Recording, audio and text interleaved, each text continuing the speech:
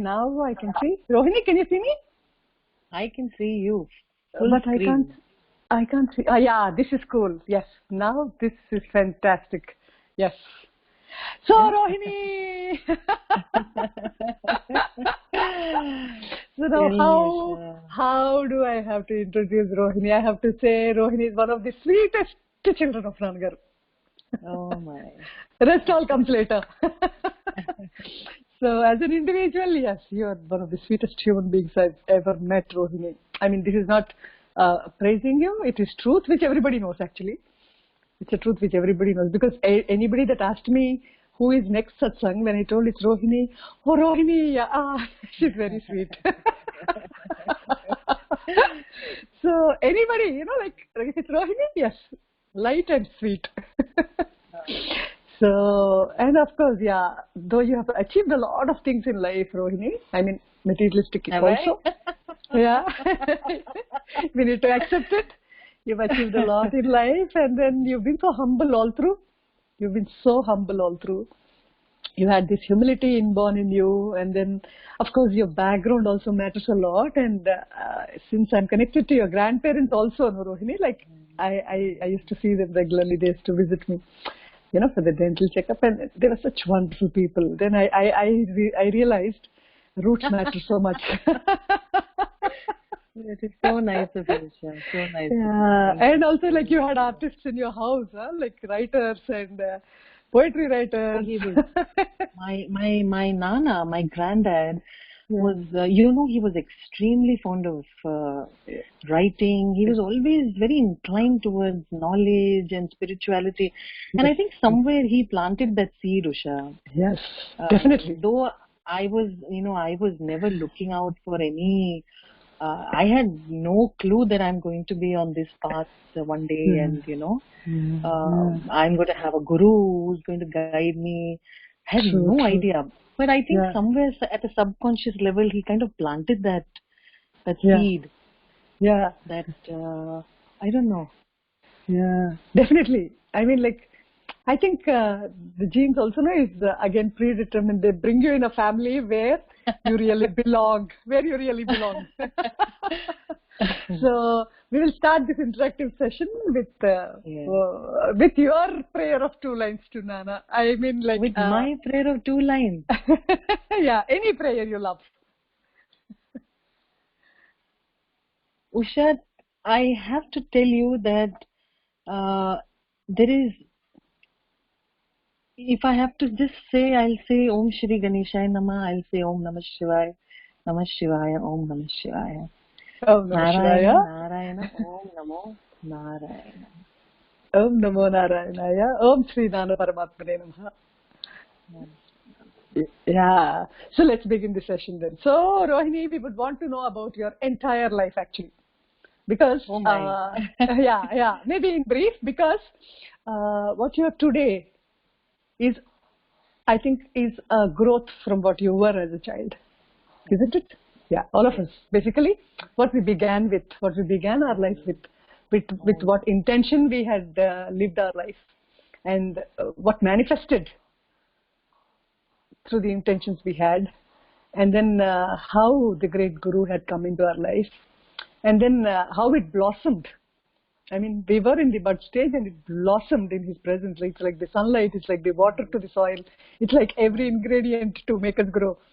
Yeah, absolutely. So, wherever you would love to start, you just go with the flow. I will start from the beginning. Yes. Usha.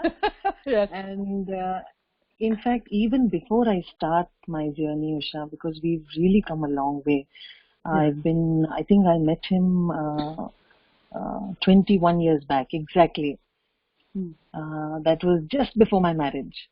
Yeah. And the first time that I visited him, so even before I talk about where it all started, I have to thank a couple of people, Usha. I have to thank my mother-in-law. I call her Attamma, you know that. Yes. She has been the reason why I met Nana. Yeah. And along with... Rohini Garu, can you be a bit louder? It's very low voice. Okay. Can you hear me now, Yes, Grishma? yes. Yeah. Is this better? Yeah. Yes, it's better. Yeah. Okay. So, along with my mother-in-law, whom I call Attama, I have to thank all those aunties, Usha, who have actually, in fact, not just aunties, all those devotees, all those fellow, devotees and friends who have really supported me throughout. Because there has never been a time where I was in front of Nana and somebody from behind was not pushing me closer to him. Every time, Usha, I can't see you. I don't know why, but you are visible to me, Rohini. like, yeah, you're back. Yes, you're back. Yeah. So every time I was in front of Nana, there were at least 5, 6 devotees who were pushing me closer to him.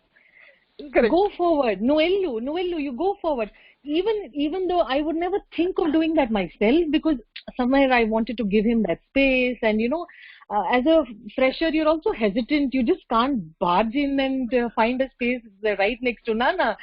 And there would be so many wonderful aunties at the back pushing me, Noellu, and they would give me a spot right. So nice of them to actually move back, give me a spot right next to Nana at his feet. I think I have to thank all those people for bringing me closer to him. My journey is totally incomplete without their contribution. Yeah. And so the first time I met Nana Usha was before I got married. My mother-in-law, she took me to Lakshmi Auntie's house. That was on road number 45. Yeah. And it's so funny. I wanted to call my mother-in-law as mom, like Amma. I wanted to call her Amma, and she was very particular that because my other, I have 3 sons, so all my daughter-in-laws have to call me by the same name. So I think you must call me Attaya.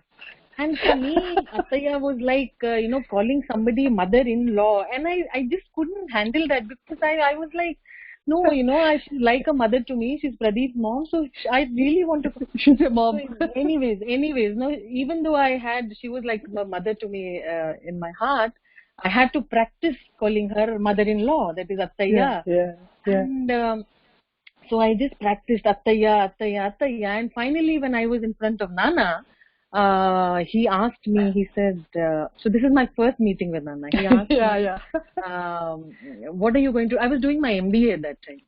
What are you going to do after your MBA? Are you going to work? He asked me. And I said, I don't know, Nana, whatever Attaya, because I had practiced it. So immediately I said Attaya. I didn't have to fumble. I didn't say Amma at that time. So I said, whatever Attaya says, I will do it. Yeah. And he said, no, abbe. Attaya kadu, you call her Attamma. So Atta and Amma. So she is also going to be happy that you're calling her Atta, and you will also be happy that you're calling her Amma. So this was my first meeting with Nana, where he floored me completely. I was in awe. I said, oh my God, he read my mind. And not my mind at that time, because at that moment I was not thinking about Amma. So he probably read my mind days before I even appeared in front of him. Yes. Yeah. True. And this was his first meeting with me, and how he attracted. So I always say that I never, was in any search of a guru. I had no idea what is lying ahead of me. I was never even spiritually looking for any. I was not in search of any truth, Usha. Trust me.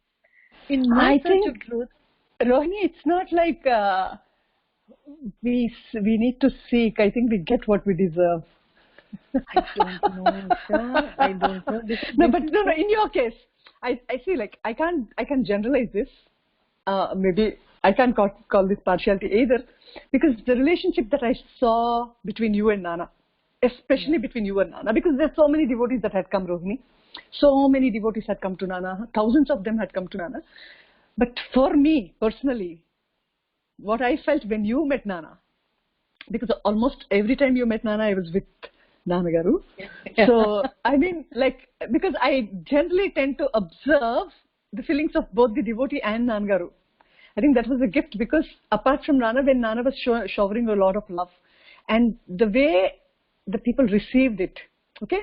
In your case, it was, you know, it would blow anybody's mind, not just yours. You know why? The moment it was like, it was like he was the magnet, and you you were the little magnet. I was just getting attracted.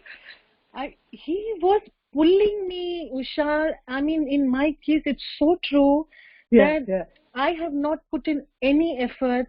It has come from he chose me for this path, and exactly. I can only thank him because I feel so fortunate today that he has, you know, I have seen this beautiful journey over the last 20 years. I feel so fortunate right now, Usha, and you know, it was so beautiful because even when I met him second, third, fourth time, and continuously over the you know, maybe 18 years or so that I was with him, I had 5 people pushing me, go. You know why? You know why, Rohini? Because there's no one like you among devotees who would stay back even when Nannagaru is talking. You know, like we are least disciplined. You know, and you were there. And you were there, so disciplined. Because I didn't want to intrude in his space, you know. I just didn't want to go to just barge in, and it was very difficult for me to do that. Though I know at the heart of heart, I would probably want to be right there. Yeah, but rest of them barged in, and you were different from the rest. So it was like such a pleasant thing to push Rohini ahead. Usha, there was a push and a pull, Usha. Now this is the funny part. There are 5 people behind me pushing me, go, and Nana doing da. So push and pull was happening at the same time. They're pushing me closer to him, and he says, come, and he clears the spot that is right next to his feet. And I've really been so fortunate, Usha, to have experienced those moments with him, because it was like, you know, it was like the dams being lifted the moment you came to him. Oh my! The doors of the dam being lifted, because it's such a scene, huh? He calls you, you're pushed from behind, you're right in front of him, and there's no barrier, everything is lost. And Usha, now I think it was his vibration that was so strong and so pure. Because of that, you know, I couldn't control my tears, Usha. I mean, I think it was the vibration. I was sitting next to his feet. That spot, you know, that had so much of energy and high vibration that I think it was just natural for tears to come out, Usha. And it, you know, it was so beautiful. If I have to sit and recollect what he would do, he's such a naughty. You know, he knows how to bring you closer also. Correct. Even after going, you know, closer to his feet, probably there would be 2 feet of distance, Usha. And he would ask me a question. And when I would answer, he would go like this. Yes, so more closer.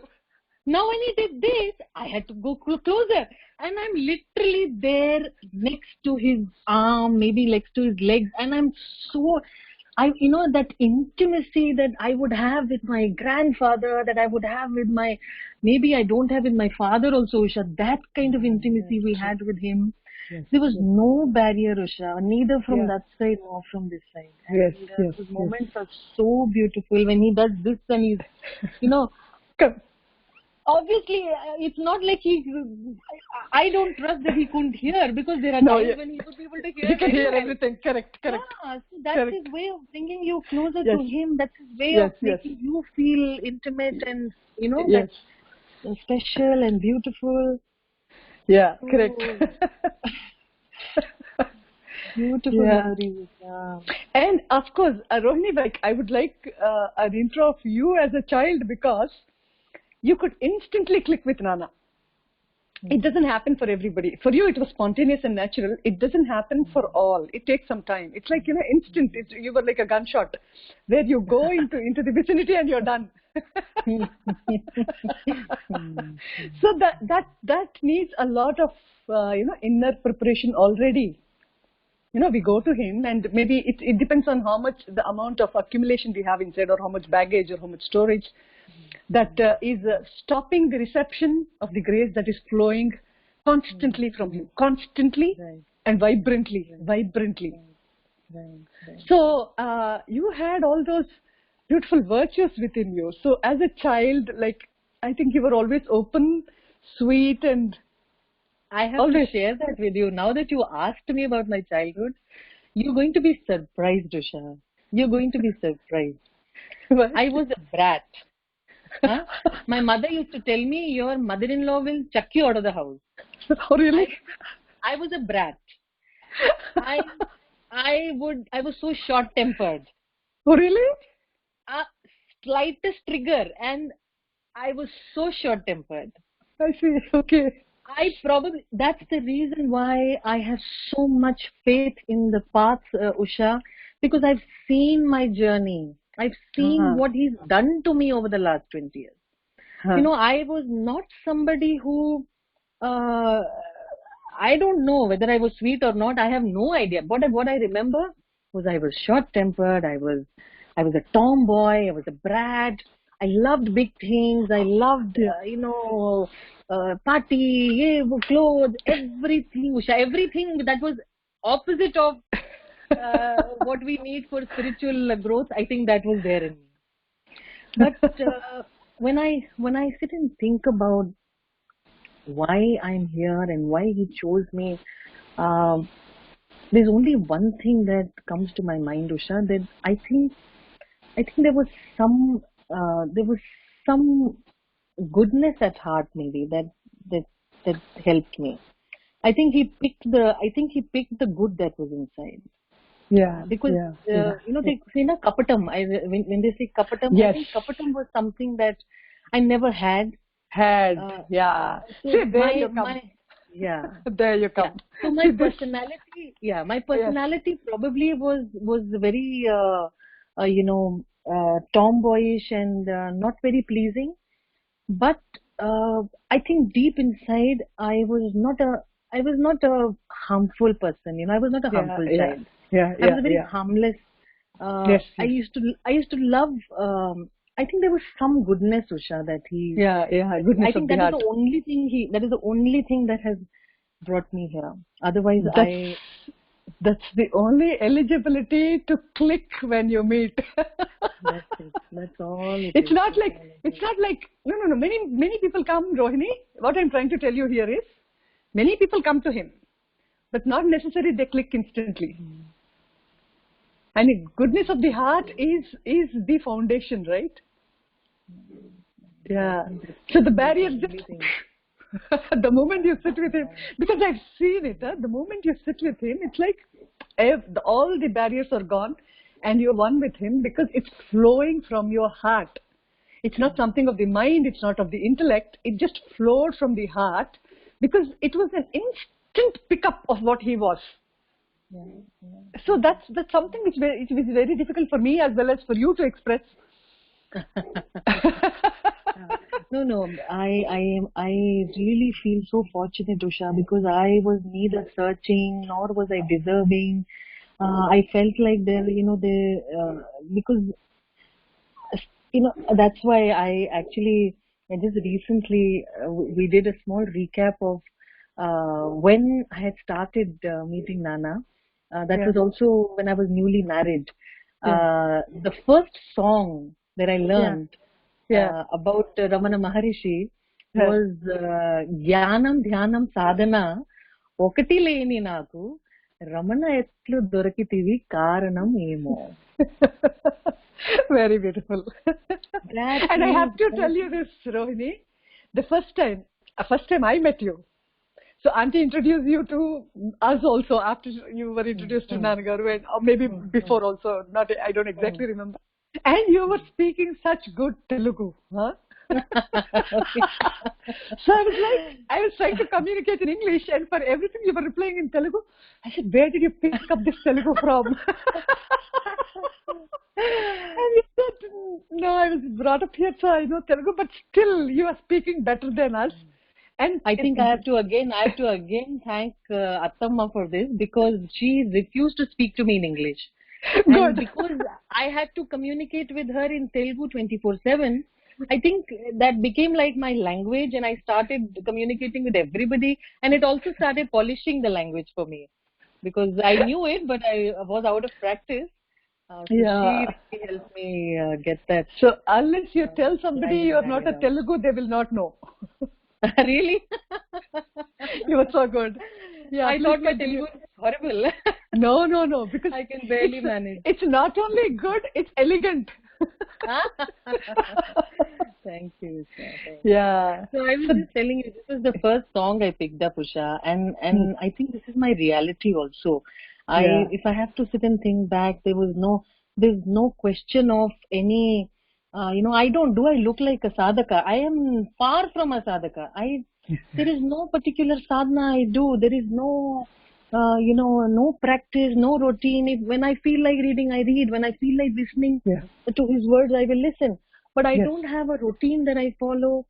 Yes. Yet he has, Usha, I have to tell you that when I see my growth in the last 20 years, it's so beautiful. The journey is so beautiful. I'm able to see the process, Usha. I'm able to see how he has actually, taken me one step at a time. Obviously, he couldn't, break all the gates in one go. He had to open one gate at a time. And he did that. I mean, step by step.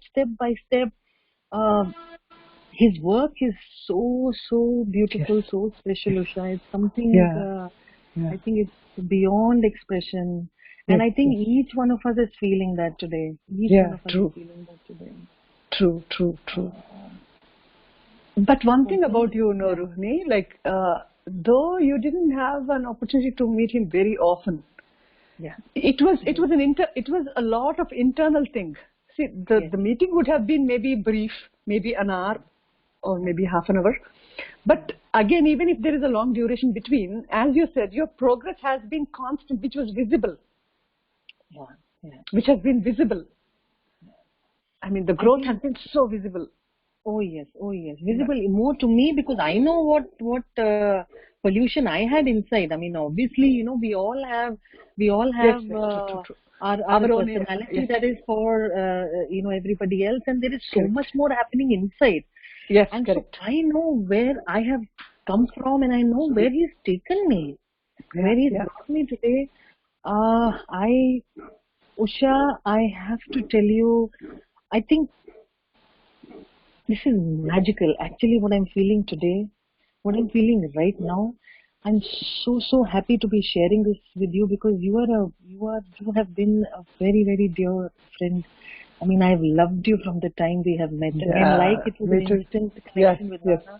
It was an instant connection with you. Yeah, for me too. And it's just from one heart to another. Trust me, we may not speak for months, we may not meet for months or years. But every time I hear your voice or I see your beautiful smile, it's an instant connection. I think it was mutual. I mean, it's really mutual. I know it because that spark that comes, you can see in our eyes when we meet. It's so special. It's so beautiful. Yes. So it's such a beautiful feeling for me to be able to express how I'm feeling today, Usha. This same person who had, all these traits and attributes, all these the ego and the frustration, the anger, the irritation, whatever, he has so beautifully, he's wiped out one thing at a time, Usha, one thing at a time, and it's still happening. He's cleansing us from within. He's on the job, 24/7. He's on the job. He's cleansing us from within. And it's like a constant cleansing that's happening inside. And I think I think the one thing that I can really think of today, now that I look back, was that surrendering.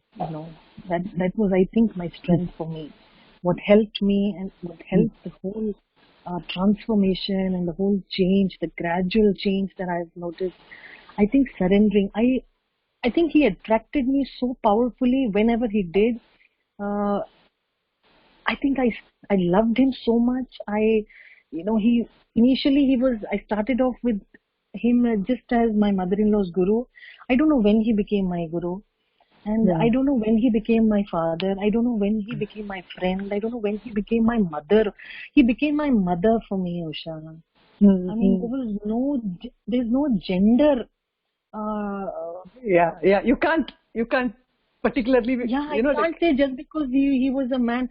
He was like a mother to me because he's training me, he's changing me, he's teaching me the truth.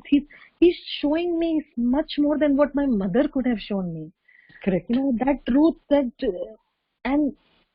initially I used to think maybe this is just a art of living, so it was all the subject was very attractive. And I remember Lakshmi auntie had come to my mother-in-law's house. And when they were, because my mother-in-law and all her friends, Lakshmi auntie, Savitri auntie, Venama auntie, Lata auntie, all, Murli uncle, Lakshmi auntie, Landru Puchani, they are all, the only thing they talk about is subject. Aruna auntie, I mean, if I'm forgetting the names, please pardon me, because there are so many of them who have been so supportive. When they all sit together, Usha, the only thing they talk about is Nana. And so that day also when Lakshmi auntie and all had come for lunch to Atama's house, they started talking about, so I just asked them, I said, auntie, what's the subject and what is the whole, I had not heard even one speech of Nana's by then. Yeah. So it was just that first interaction where he, attracted me by saying Atama, but I had not heard him yet. Yeah. And so the first time that I was introduced to the subject was because of Lakshmi. Yeah. So I asked her, I said, auntie, so what is the subject like? I really want to know. And then she used two words, Usha, independent happiness. Wow. This was my introduction to the subject. Independent happiness. Independent happiness. And she said independent happiness is all about, happiness is within, that is our true nature. And, all these external situations and people and factors external to us, they don't bring us the true happiness. Happiness comes from within. This is independent happiness. Now, this was the introduction I got on my first. So I quickly asked Attama to give me a diary. She gave me a diary and I started writing my notes. Oh, wow. So that was the first time I picked up the diary to start writing notes. Wow. And so you started with independent happiness. Independent happiness. That was my diary and my first note that I made. Now, from here now, very slowly I was listening to subjects coming from different aunties. Now, for me, I'm telling you, these aunties have actually played such an important role in my life because I heard the subject from them. Attama would say a lot of things to us, and then there was all these aunties coming and talking about the subject. So that was my beginning. Yeah. And when I started listening to Nana directly, then my diary started filling up, my pages started filling up, and this whole journey began, Usha, the beautiful journey began. Yeah. And so for me, the turning point, I will tell you, in my spiritual journey was once Nana had taken us to a temple somewhere in Sikandrabad. Okay. Yeah, I don't know if you remember that day. Sikandrabad, there's a temple, and we all had gone there. I think he had a speech at Nallagunda, or he was meeting somebody there. So, yes. So we went, Yeah, right? yeah. Right? Nallakunta. Okay. And, yeah. Yeah. And this temple, he gave me, like he always does, he has so many things to give us. He gave me a beautiful, somebody gifted him a pink color shawl, and he gave that shawl to me. I kept it with myself. I come back home and I keep all these things with me. And now I'm thinking to myself. Now the introspection. So the real introspection happened from now on. So all this while I was just externally listening to the subject. Maybe that was a preparation that was happening for me. That was preparing a ground for the real work which had to happen inside. And I come back home and all this introspection has started. That I love him too much. He means a lot to me, and he's constantly telling me to follow this path. He's telling me the do's and the don'ts. He's telling me the rules. He's telling me what the truth is. He's telling me to trust him. He's telling me to surrender to him. I am a failure as a student if I can't follow the path that my teacher is showing me. So I was not happy with just listening to the subject and writing notes. So that was not what I had to go beyond that. So this for me, the search now following his path had become important for me, Usha. Wow. And then I think my journey inward started, which I have to tell you, the first thing I think we start with was, he said, thoughtless. Thought is bondage. So I started, rejecting negative thoughts that would come to my mind. Wow. So observation had started. Now I started observing what was going on in this head, and when I started observing, I said, "Oh my God, I have this thought also. I have this thought also." All this while I was thinking, maybe I'm a very good soul. Now look at the thoughts that are arising from this. Yeah. Now observation started. So now when the observation started, he's showing you, before he's chucking those thoughts away, he's actually showing me what all is there inside, right? And I started now rejecting negative thoughts. So there is a negative thought, I'm rejecting that. There is a negative thought, I'm rejecting that. Now I think that whole process of observation and rejecting negativity from my system, gradually, when that started happening, Usha, that was a long period, I have to tell you. That was not a very short period. That was a pretty long period where I was now in the process of cleansing my mind and cleansing my soul. And gradually, I started feeling, this purity inside. Obviously, because if you're going to clean up the room is going to be nice and neat and tidy, right? You're going to feel nice about it. You're going to feel nice sitting in a tidy room. Who wants to sit in a dirty room, right? Yeah.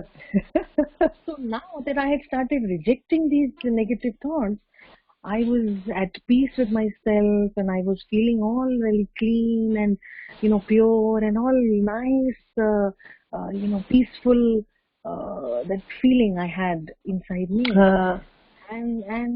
So here I saw the change, right? I saw the change, that I trusted him, I surrendered to him, and I put that one effort that I had to put, that first step wonderful. I had to take from my side. So wonderful. Yeah. So wonderful. That first step I took towards my inward journey, and he took over from there.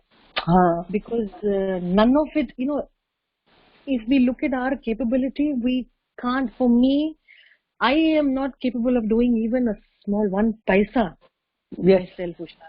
If something has happened, it is his work and not yes. Correct. That I am very clear about. Because and it was so beautiful. I was able to see the difference between my work and his work. Every time I had a training session, or even something as small as I have to, decorate my house or decorate my room, and I have to go out shopping. If I went without surrendering to him or without his thought, if I went to do my job, I would come back with the horrible selection. I would pick up wrong curtains. I would pick up the wrong cushion covers, and I would come back home and feel, oh my God, I wasted so much money. I'm not capable of doing a small job also. I started realizing how incapable I was. And then the difference came when I said, God, I'm going to do this work today. You please do this for me. When I said, you do this for me, everything would happen smoothly, and his work is perfect, right? His work is so beautiful. So that's where I started realizing the difference between my work and his work. And I said, my God, so I am totally incapable. From today, I am not taking any responsibility on my head. You take my responsibility. My smallest decisions you take, my biggest decisions you take. I don't want to be held responsible for anything. If it is good or bad, it is your decision. It is your work. So I actually threw the entire onus on him. I threw the blame on him. I became free, Usha. I became free. Because now, whatever good or bad that happened was now because of him. Because before I start my day, I'm telling you, you take control of my day. You say what you say what you want me to say. You do what you want me to do. You think what you want me to think. I am not thinking. I am not saying. I am not doing anything. So it was so evident, Usha, that he was in control. He was in control, and I think that this whole process of handing over the control to him and surrendering to him, and I think as I saw the results, my surrendering started becoming more and more. Absolutely. Yeah. Because I realized that this is beautiful. I mean, it's so beautiful if I'm free from the karma, right? I'm almost free from the karma. The minute I say, you say what I have to say, you think what I have to think, you do what I have to do. Now where is my karma? There is no karma. Yeah, because you were giving away your doership, no, Rohini. You were giving your very doership to Nana. I mean, you were giving your entire. Yeah. And I think Rohini, this is the most important step in surrender, where you heartfully, faithfully give everything and say, this is yours, I have nothing to do with this. Yeah. And things happen. Magic happens, Usha. Magic happens. Because the same session that I have to conduct, he's conducting now. The same selection that I have to make, he's making now. He's making it. So it's magical. It's so magical, and it's so beautiful because you see his presence in everything that you do. Correct. Every second of your life. Because now I'm telling you now what's happening. Because now that I realize the advantages of surrendering, now I'm surrendering for everything. Yes. Now I have to go for a trip. God, you decide where I have to go. You decide what I have to do. You decide everything. I am free. My daughter comes with something. God, you decide what she must do. You decide her subject. I am throwing every responsibility on him, and I'm free. And you're doing it so joyfully. Because it's fun, right? Because I have no headache, I have no burden. I am relaxed. The karma is not mine. The result is not mine. Something went wrong. God, everything is yours. This is such an important step. Thank you for everything that you have. Thank you for everything that you have done in my life, and I am enjoying this joyride. This journey is like a joyride. Actually, if you give it in the Lord's hand, He's carrying you with Him, Usha. Yeah, he's correct. Carrying us like true, Rohini. True. He sees us through everything. Usha, in fact, surrendering, there's another thing I want to add for all the devotees, because I don't know. I think sharing our personal experiences can really help each other. It does. It does, so Rohini. I remember once Nana had come to our house. I think during those days he used to go to Satya Sai Kalyana Mandapam. Yeah, correct. And again, like all the aunties, I would never ask Nana come to my house, because I would feel, how will I tell Nana come to my house? He has 1,000 devotees who want him to come to their house. How can I say come to my Again from behind 5 aunties, Cheppu, tell Nana come to my house. Okay, Nana, please come to our house. This push and pull, Usha, that was my life. I mean, you've been so lucky. So anyway, Anyways, again from behind. Yes, Nana, please come to my house. Nana came home. From Satya Sai speech, he came to rest. And one day, Usha, this was my Banjara Hills. Yes. And he said, Nuvu Jnanam Pondalamma. So you have to realize yourself, is what he told me. And the very confident person that I was, spontaneously, instantly, I said, okay, Nana, alage Nana. As if it's some channa bhatura that I'm eating, I have to Jnanam Pondal and say, what is this Jnanam? Okay, Nana. Finish. Okay, Nana. Conversation is over. Now he told me, he gave me a command, okay, Nana, finished. I don't know what the repercussions are. Yeah. I have now committed from my side, okay, Nana, now my commitment is also over. Knowingly or unknowingly, I have put myself in that spot now. Now, Usha, he started now testing me. He started testing me. Yeah. Because now, Jnanam, how will I realize the truth unless and until I know not this. Yes, I need to know that all the external things that I'm so attached to and I'm so cling to, it is not this. This is not the truth. Relationships, not the truth. Finance, money, not the truth. House, not the truth. External situations, not the truth. Your own body, not the truth. He started now showing me, actually. I won't say test, because at that time when you're in that situation, it seems like a test to you. But now that you realize what was happening back then, that was a beautiful learning experience, Usha. He was showing me, he had to show me before. How am I going to get vairagyam, or how am I going to, be detached to this world unless and until I believe? And how will I believe? I won't believe if you tell me. I'll believe when I experience it myself. Correct. Right? Just because you're telling me this is not the truth, I'll say, why should I believe? This is how it is the truth for me. This is my truth. Yeah. Yes. I want a house, I want a car, I want this, I want that, I want my relations, I want my husband to spend more time with me, I want everything. Yes. So, for me, that is my truth. If you tell me my husband is not the truth, is it possible for me to believe? No. 24/7 I'm living with the same person. How can he not be true for me? Yes. So, he actually started showing me, this is also not the truth, this is not the truth, this is not the truth.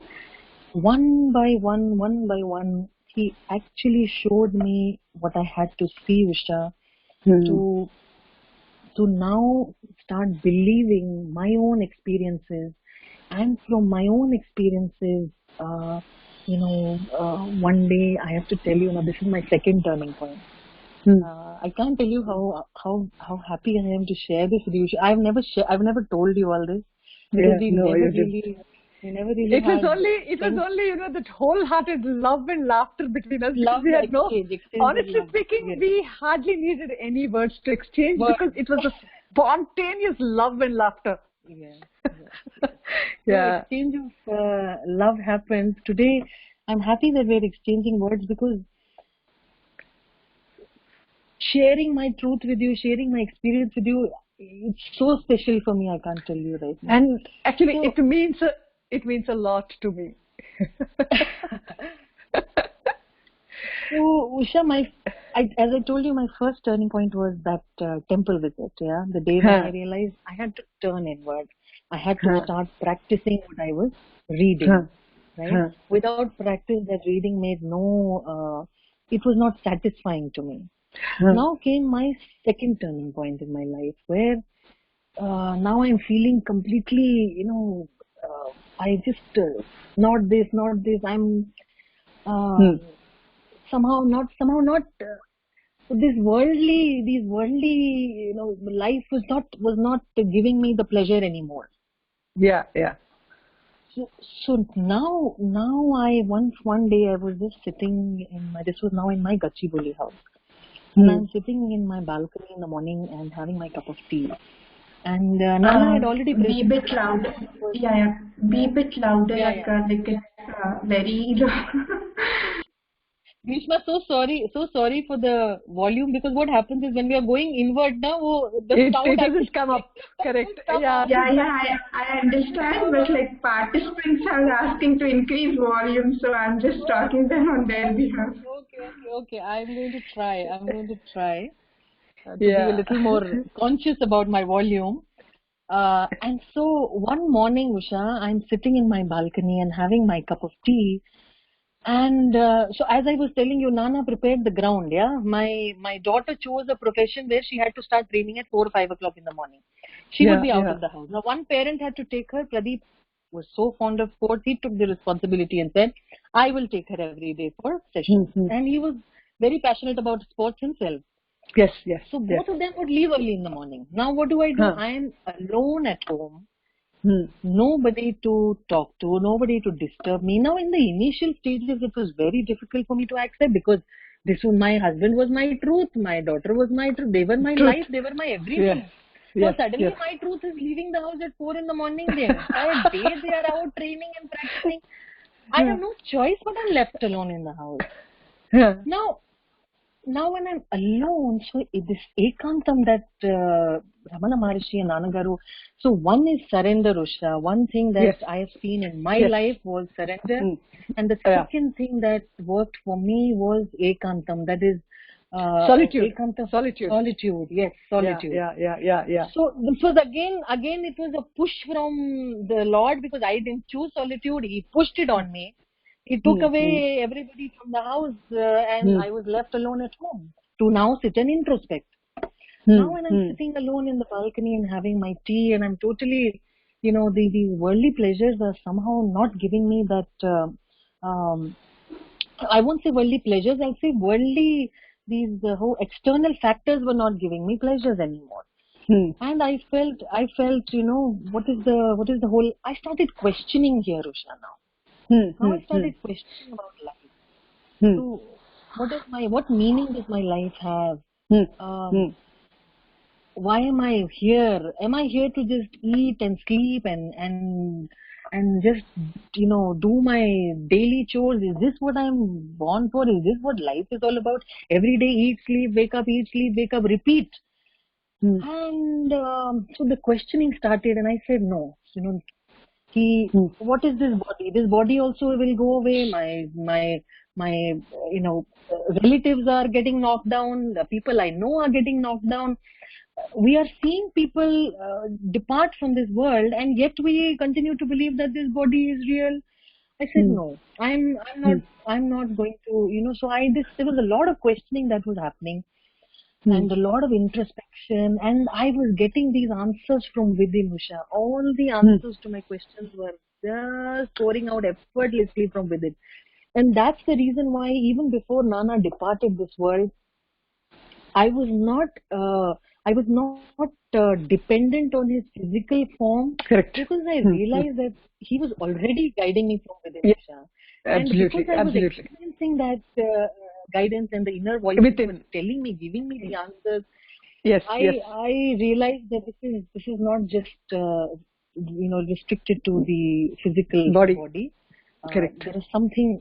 He's somewhere within. He's giving me guidance from within. Yes. And these and also that's true love, Rohini. That's the true love, because it's not just the body or his words, but it's much more deeper. Something that was giving me all the guidance from within, Usha. There were answers coming out. And I told God that day, I said, Nana, if my life has no meaning, then I don't want this life. I am not able to see myself eating, sleeping, repeating this whole pattern. I want my life to be more meaningful. I don't go to, I'm not doing any special charity or any special service. I'm not able to do anything. Or at least I don't have the inclination to go out of my way and do something, some kind of sadhana or some kind of charity. I said, this kind of life I'm not okay with. Whatever little we were doing, see, I don't even count it. I mean, small things we all do in our daily lives, those we don't even they don't even come to our mind actually, Usha. But something big that something that I can really appreciate yourself doing. Something satisfying that I've really done something satisfying. That was not happening then. And now that was my second turning point in my life, Usha, where I think from there on the real Vairagyam started happening. So not this, not this, not this, not this. Then when not this, then what? Then what? Then what? Yeah, now then what? So then right point. You have come to the right point. Yeah. Now I came to this conclusion on that day that if it is not this, not this, not this, then there is only one thing that is true and that is eternal, and that is God. Now that God and Guru, and because Guru was also giving me guidance from within, so God and Guru is one, that realization also has come. That God and Guru is one, and they both are somewhere within me also, because they are guiding me from within. That was my truth, because that I experienced that, Usha. It was not something that somebody told me. It was my personal experience. So I had to believe it, that my God and my Guru is within me. And they are guiding me from within. And so from then I think real surrendering, real surrendering, and just I think my entire, whatever I was doing, whatever I was thinking, everything, I think I started attributing it to the Lord, and I think since then, Usha, He has changed my life, Usha. He has, the same person who said my life is meaningless, He's used every part of me, Usha. He's used my body, He's used my hands, He's used my words, He's used my brain, He's used my everything. This is wonderful. This is wonderful. And today, if I have to look back, Usha,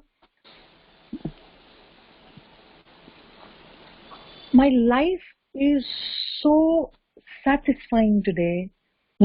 I really have no regrets. Because He has turned around things for me. He has used this body, this mind, my words, He has used every part of who I am today to, and so this, I can tell you that I'm a very satisfied person today as far as that Rohini's life is concerned. Now this is the external me. But that's why I said, in the beginning itself, that's why I said integral part of spirituality. Spirituality is integral. It is integral, Rohini, which is to be understood by everyone. It's not something where you run away from life. It's not something where you practice something with the feeling that I am doing this.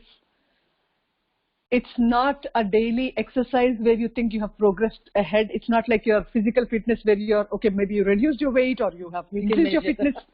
You can measure that. And it shows in your inner peace and joy that reflects from you. And Usha, one thing can't be deceived, Rohini, which can't be deceived, right? Can't be deceived.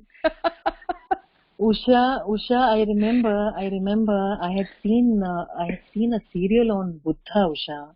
And in that, I was so greatly influenced by the words of Buddha, actually. That also really, really, I think, helped me going inward. I remember there is one point where Buddha, everybody knows he was a prince, right? And then he went to the ashram and in search of truth.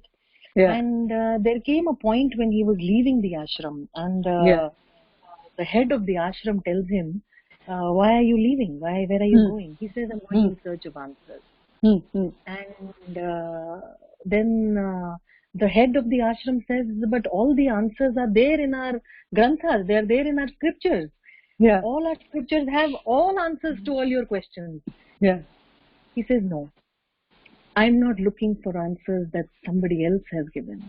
Yeah. I want my own answer. Answer. Absolute beauty. Beauty. Beauty. Beauty.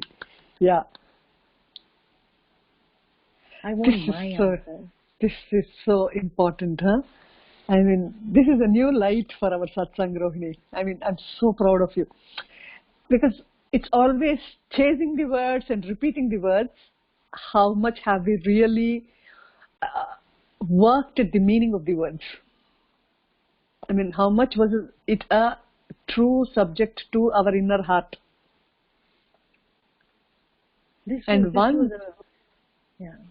Yeah. And once the teaching is imbibed and you have got your answer, then it's the truth. It's your truth, right? Nobody can take it away from you because you have seen it, you have felt it, you're seeing it right there. Yes. And Usha, this I think this was the point when the Buddha's words really hit me, and I said, you could listen to cassettes for years, 20 years we are listening to cassettes. From 20 years I'm reading Nana's books and Bhagwan's books. There is so much of discussion and satsang and externally so many things we are doing. But how much am I going deep into my own, soul, my own source? That journey, I think that journey really happened because of these words that I heard Buddha say.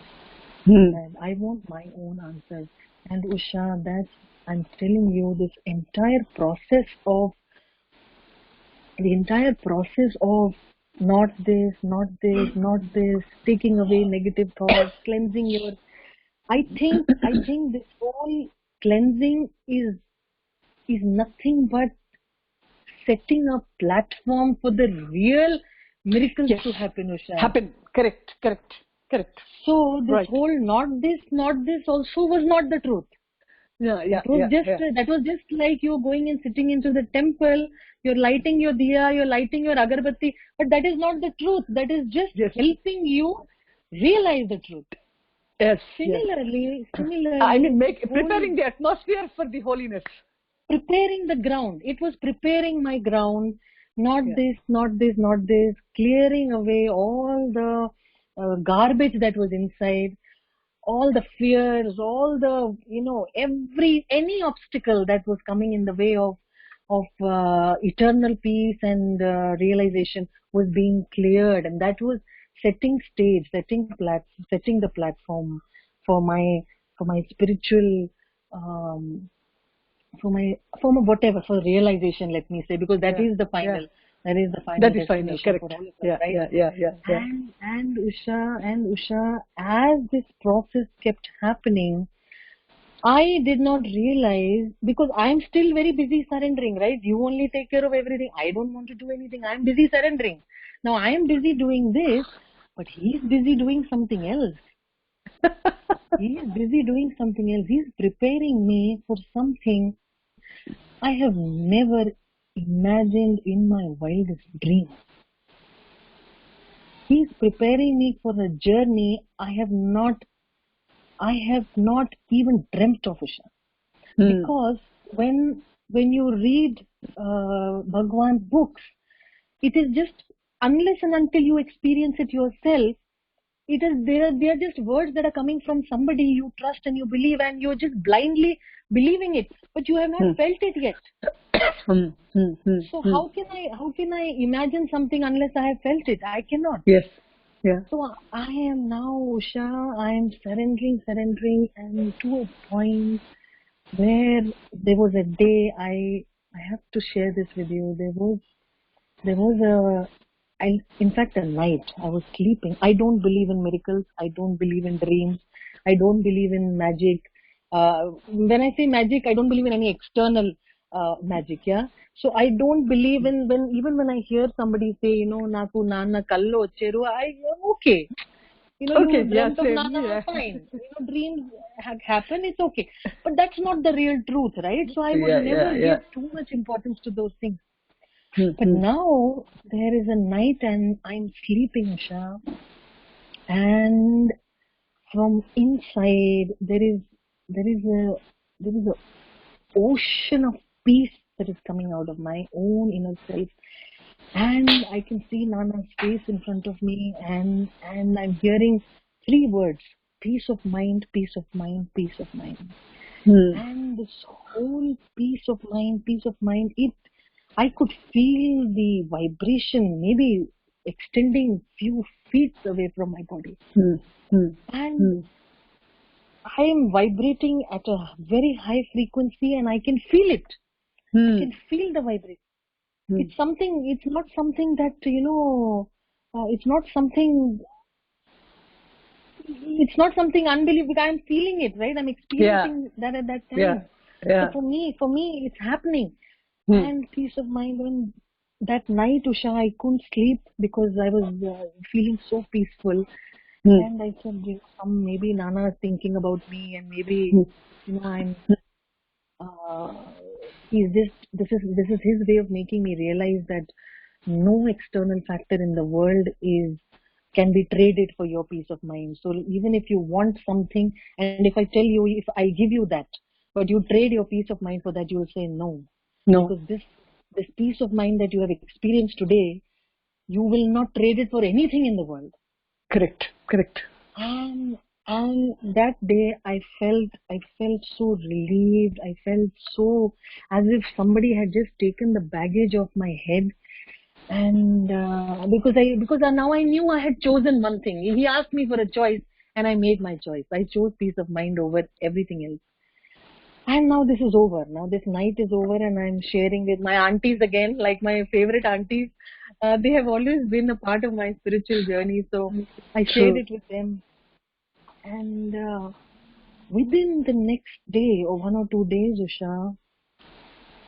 Usha, I can't tell you, I was in my sleep, floating and swimming in the deepest ocean, and I'm swimming deep down, going in deeper and deeper and deeper and deeper and deeper. And for a second I felt maybe I'm now traveling to the next. Maybe I'm going on to my next journey. I didn't think I'll come back. I had traveled so deep. So deep.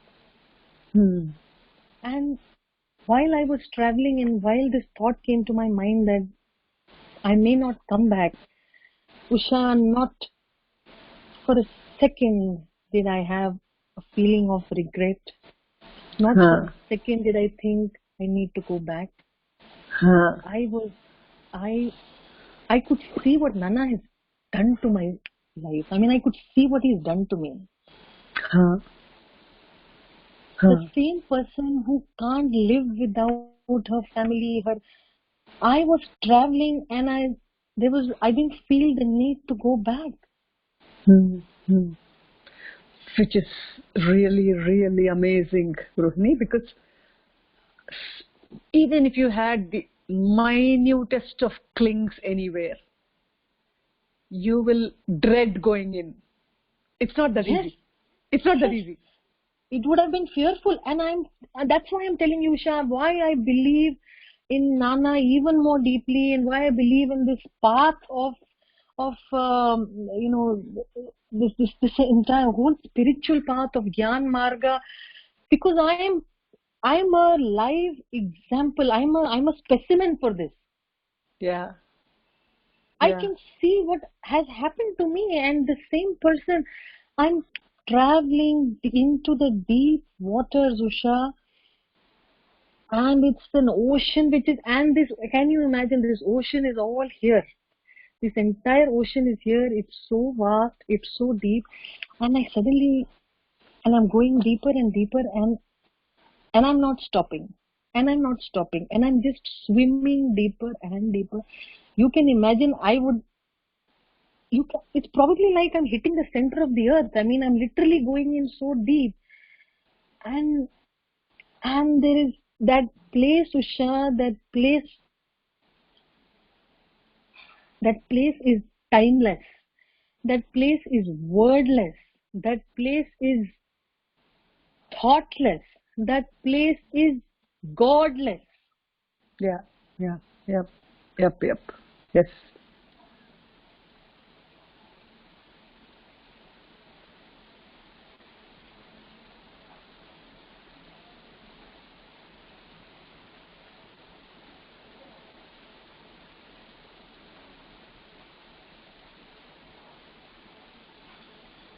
And it's right here. It's right here. Absolutely.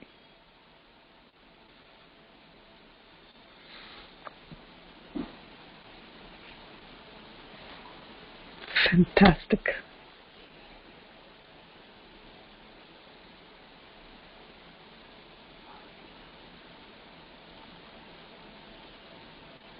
And ever since then, Usha, there's been this entire, I actually below the heart, we sense it from below the heart, almost hitting, coming all the way till here. It's like an aura that only I know, because I'm feeling it.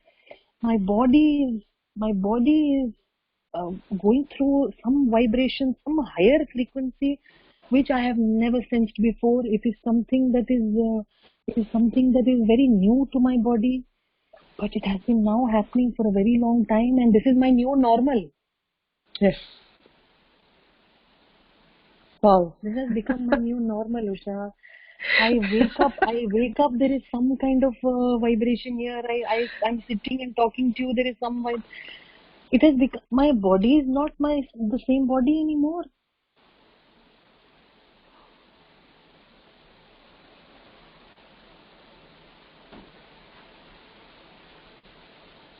And now when I look back, I realize, what was he preparing me for? I am very happy with not this. You do my curtains, you do my training, That was nothing compared to where he's brought me today.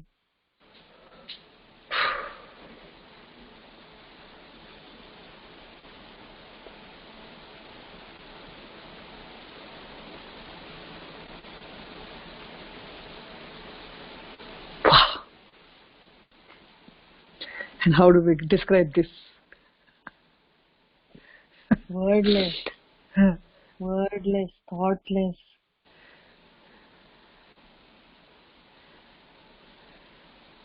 Godless also, the same God. Yeah. He's showing me a world that is my new world for me. Yeah, that is my new truth for me.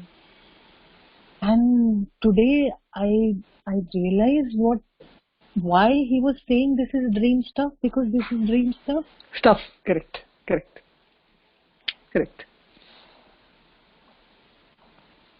It's the truth. It's the truth.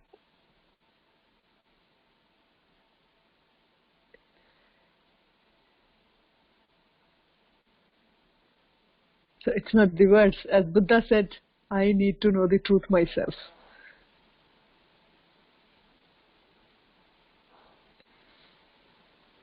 This is my truth, Usha. This is my truth.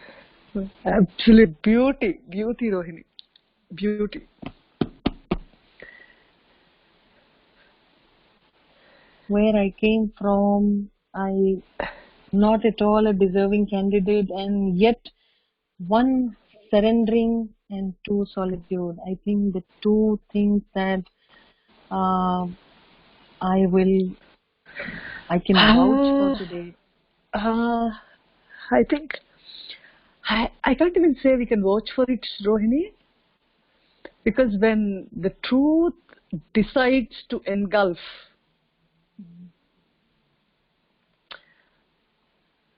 everything else is, we can't attribute it either. We can't attribute it either, Rohini, because it's like when the ocean decides to swallow you. Now, a tsunami decides to swallow Rohini. You are peacefully sleeping in your house. And the ocean, the tide lifted itself up. It has taken you into the deep waters. And what do you say? You should be sleeping on the bed silently. You should have cooked and eat this and slept on the bed. Nothing, right? If the ocean chose to pick you up, take it into itself, and take you deeper into it. Now, where was Rohini? No, but again, my message, Usha, my message to the devotees through this medium, I really want to share, because I'm not somebody who, I don't attend too many satsangs, Usha. I don't meet people too often. I don't go out too often. My only interaction with people is the social media. Actually, that's why you probably see a few of my Facebook and Instagram posts. That is my only interaction with the world. You will be surprised. I don't step out. I think the entire lockdown of 8 months, barring my brother started some very beautiful, that, right? Very beautiful. Barring home to his work just to help him settle down. I think in 8 months I have gone out maybe twice. Seriously? In 8 months. My family would have taken me out for one, maybe a dinner, somebody's birthday, I don't remember, and maybe one more, somebody else's birthday in my family. That's all. Dinner, one lunch, one dinner. 2 occasions I have been out in 8 months.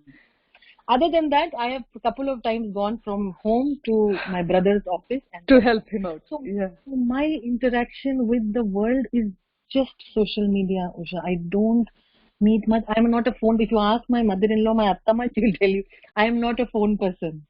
I don't call much. I don't meet much. I am so. I really want to share this through this platform with all the devotees, that when the time comes, what has to happen will happen, the magic will happen, the realization will happen, and I still don't know how far I still have to go. So, I'm just sharing how much I have seen. There's probably things I have still not seen. So my only message is, when the time comes, things will happen. But till the time comes, you need to be sincere. Till the time comes, you have to be consistent with your surrendering and solitude. Your practice is surrendering, solitude. You have to turn inward. You have to question. You will get your answers. Correct.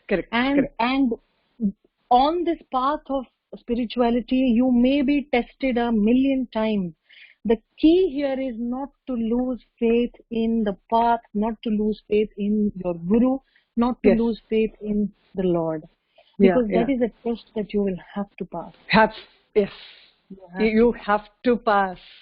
Yeah. This will not go easy unless you are completely attached to him more than anything else in the world. More than anything else in the entire world, Rohini. It's not just one thing. If your love for him is much stronger than anything else in the world, only then this shall happen. Only then it's possible. Yes. You're right. As you said, you have to give up there. You have to. Because until and unless I pass the 10th class, how will I go to my 11th class? Correct. I have to pass a test, right? Now you can't blame the teacher for taking my exam, because if I don't write the exam, how will I go to the next stage? Correct. So similarly, you will have tests in life, but you have to go through them with faith, with complete faith and devotion. And I think that's the key, Usha. And when the time comes, when the mango is ripe, it will fall down, right? It's just a matter of time. And also, Rohini, it's only after this experience of your truth in your heart, only then does it become effortless. Because Usha, if somebody tells me, don't put your hand in fire because it'll burn you, unless and until I put my hand in fire, how do I know it's going to burn me? Once I've touched it and I know it's going to burn me, that's become my truth, right? Yes. So similarly, once I've experienced this has become my truth. It's as true as if I touch the fire, I will get burnt. If you throw me in the swimming pool, I will get wet. Whether I go on my own or five aunties throw me from behind, push you in. I am going to get wet. Correct. So everybody has together thrown me into this ocean, Usha. And now I'm swimming inside. I'm enjoying the dive. I'm enjoying the swim because it's a beautiful. It's like this, no, Rohini. Like Nana says, no, he quotes this quite often. I mean, like it's already said by Ramakrishna and all the great ones, the Buddha, the Ramakrishna, because it was their truth, right? It was the truth. Yeah. It's their truth, our truth. It's the only truth. Yeah. It's like this salt doll thrown in an ocean where it dissipates itself. It dissolves. Yeah. So once you have, as long as you're on the shore, you are still a salt doll. Yeah. Only when you're thrown in the water does it dissolve. So as long as you're still on the shore as a doll, you are a doll, maybe talking, maybe doing things and maybe saying things, but you're not dissolving. Yes. Dissolving happens only after you are in the ocean. That plunge, you have to. Yeah, you have to take that. And that's where actually the true sadhana begins, where you're losing yourself. Spontaneously, without any effort. What a beauty, Rohini. I mean, what a beauty. I mean, it's so beautiful, no? Seeing you. I mean, you are beautiful even otherwise as a woman. So it's beauty lies in the eyes of the beholder. No. In your case, it's true. Like, I mean, you have to admit that Kashmir is crown of India, right? So it's like, certain complexions, yes, they belong to a certain race, and we need to accept that. So it's like, I mean, the beauty outside, when combined with the beauty inside, I think, in Miss World, Miss Universe Kadra, it's Miss God. God has no Miss and Mr. also, yeah. That is just ocean. Anyway. Just ocean. No, but if we have to mention it with words, we have to say something. Ocean, let's call it ocean then. Let's call it ocean. Mr. Slash, Mrs. That's why Nana said, remember Usha, once he had come to Jubilee Hills, my in-laws house, and Nana that day said, Bhagwantudu ante enti, what is God? Undatam. He used the word undatam. Be, just being. The being is God. Yeah. So I am not this, I am not that, I am. Yeah. I am is the truth. And the beauty of this satsang, I'll tell you, Rohini, you wanting to know it by yourself and experiencing it yourself, only then that is your truth. Till then you're only talking about it. You're just talking about what others spoke. Yeah. Which is so important. And the key that you have told, the silence and solitude, where you have to introspect and you have to cleanse yourself, of the negativity. As you said, help is always there, Rohini. Help is there for everybody, always. It's up to you. It's a choice where you decide you want to be cleansed. Yes, the choice is yours. That's the only thing that you need to do, that make that choice. Yeah. Just make that choice. Yeah. And also, like, Nana came to your house intentionally, his life. Yeah. Oh my Usha. Yeah. Actually, Usha, there are two very special memories for me. One was our Kasi trip with Nana. And the second one was when Nana came to our house. After he was hospitalized. That was a very special, very, very special. It was chosen. Yeah. The venue he would stay was chosen intentionally. Again, push and pull. Aunties from behind, Attamma and all my other lovely sweet aunties, Cheppu, tell Nana to come to your house. And I don't have the sense. Huh? Rohini, also it was very close to Care Banjara. Your house was close to Care Banjara, and Nannagaru was admitted in Care. Yes. And that was the trip when he had to maintain some social distancing. I mean, like COVID social distancing, because he was really unwell. He was on a lot of medication. Yeah. He had to rest, and not many people should visit him. And your house was ideal. Yeah. Yet that thought didn't come to my mind. I had push saying, call Nana home, tell Nana to come home. So I said, Nana, please come home, Randy. Yeah. And as he had planned, he came home. That was a divine plan, which was probably already made. Absolutely. The push and pull is there, but the plan happened and he came home. And I think those were the most beautiful moments of my life, Usha, where he stayed with us for 4 or 5 days. Yeah. And waking up in the morning. Krishnashtami fell during that time. Janmashtami happened in our house. And, waking up in the morning to see his face, sitting with him early, just me and Pradeep and I think Nagalakshmi auntie and Bujji, I think just 4 or 5 people, and Attamma was there staying with us during the Yeah, correct. So 4 or 5 people in the morning, and just his presence and him talking, it was as if I'm spending time with my own tata, my dad, my grandfather.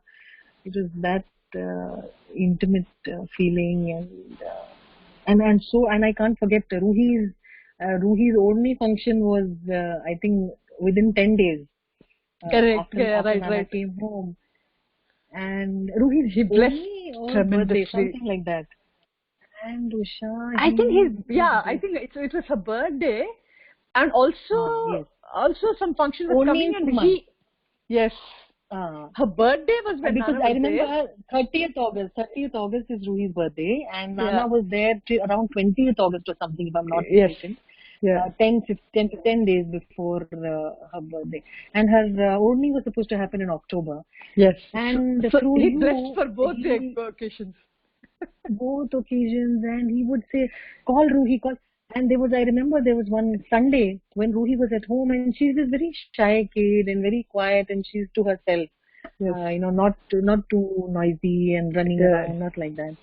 So Sunday passed by, and there was this Monday morning. Nana's asking me, yesterday was Sunday, right? I said, yes, Nana. Ruhi interview unda? I said, yes, Nana. Ruhi was at home all day. He had a I don't know whether I should say surprised expression, or he was so happy. He said this child is, the gunas that this child has, blessings are with her. Because he realized that being such a small child, it didn't look like there was a child in the house the entire day. Not once did she say Amma or Dad or shout or call somebody. So there was no sense of her presence. A child being in the house, in the house. So he showered his blessings that entire trip. I think he just showered his blessings on all of us. We sat and saw some Telugu songs. Yes. All NTR Savitri songs. Beautiful. And I remember one learned.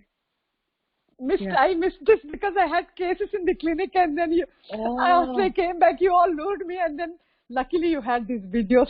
You showed it to me, and I was like, yes. We sat and saw black and white songs, and but one message that, in fact, 2 messages he gave me on that trip, Usha. One message was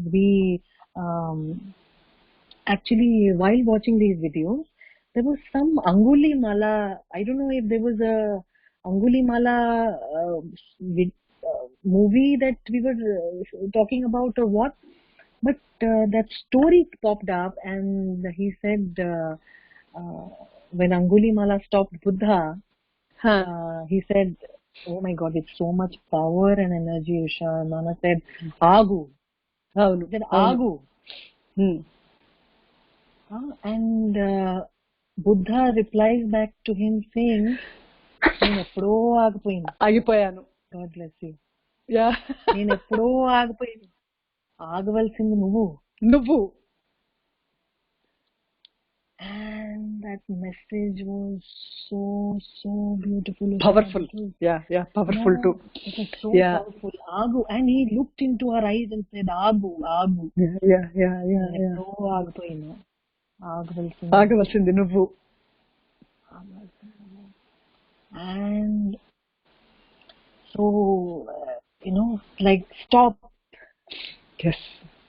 Actually, this he repeated for a week after he left also, like, because he was very, very specific when it came to subject, and the way he, pushed it onto you, like the push and pull, he would push it into us. Whatever he intended to do, he just pushed it into us, Rohini. Yeah. So he would look at devotees and, like, he would actually be telling about Buddha, but he would be working on every devotee that he was looking at. Yes.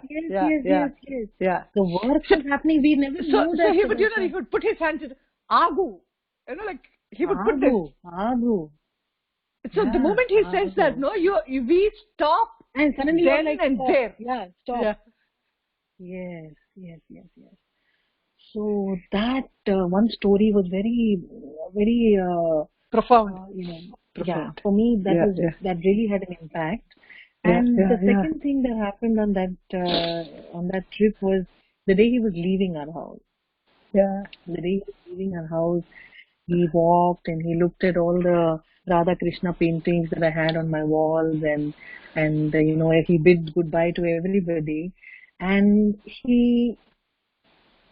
I was also walking. We are all walking together, sending him off, and he stopped right in front of my main door. And right opposite my main door is a Bala Krishna painting. Portrait. Yeah? Yes. There's a Bala Krishna portrait, and in that there's butter everywhere, and he's eating. He's eating that butter. Yeah. And this entire whole vessel has a whole lot of butter. Yeah. And Nana stops there and says, నువ్వు కూడా ఇలా కమ్మగా అయిపోవాలి. ఆడ మింగేస్తాడు. So yes, I was there. I was there, Rohini, and it's such as that butter, Krishna will swallow you, and you will be merged and dissolved in the Lord. Yes. And that was such a precious moment. It was such a precious moment. And I think he's done that to you. I cannot thank him enough for whatever he has done to me. Whatever he has made out of this. He's shaped me like a clay pot, Usha. He's literally shaped us, Usha. Yeah.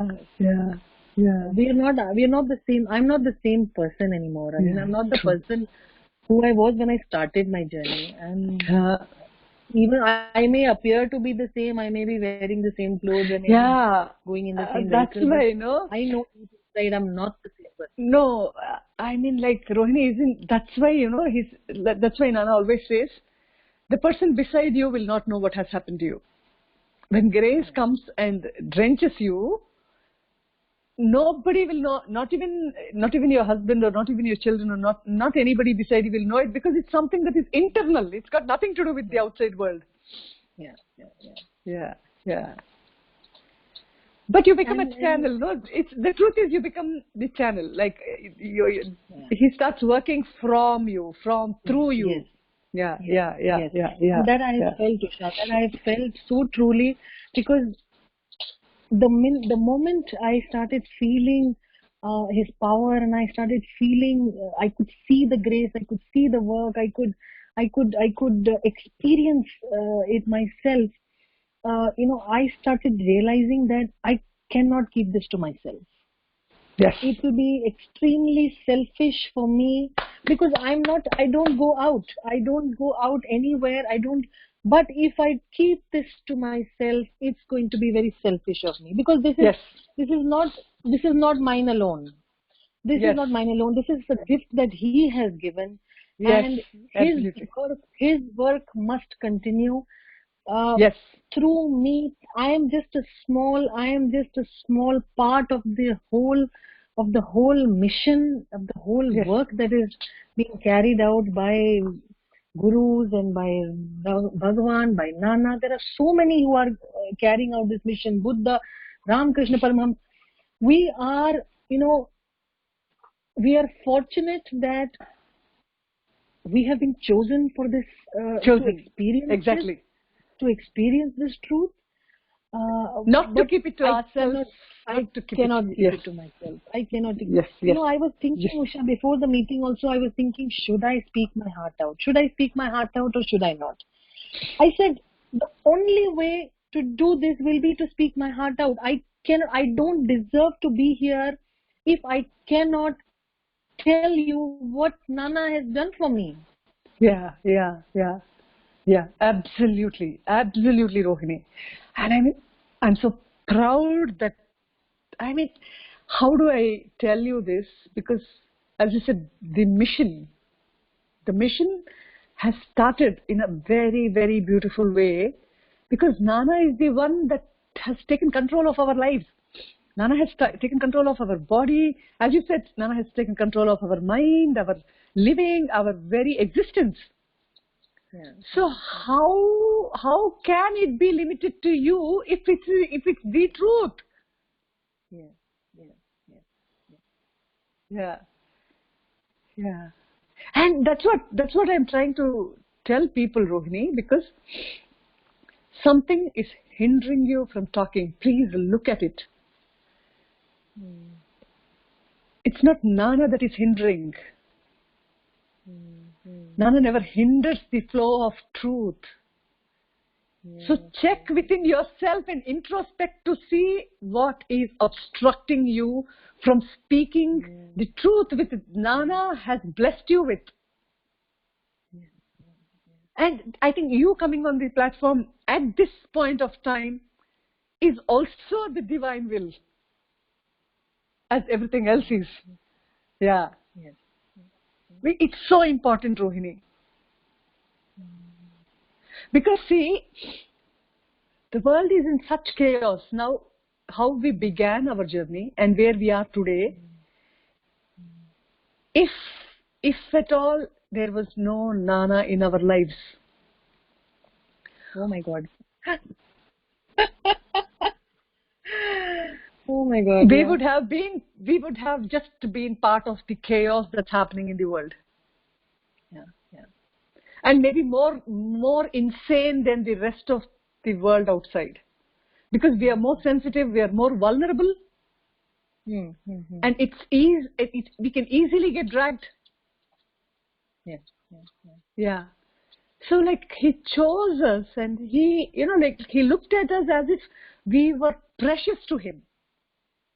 Yeah.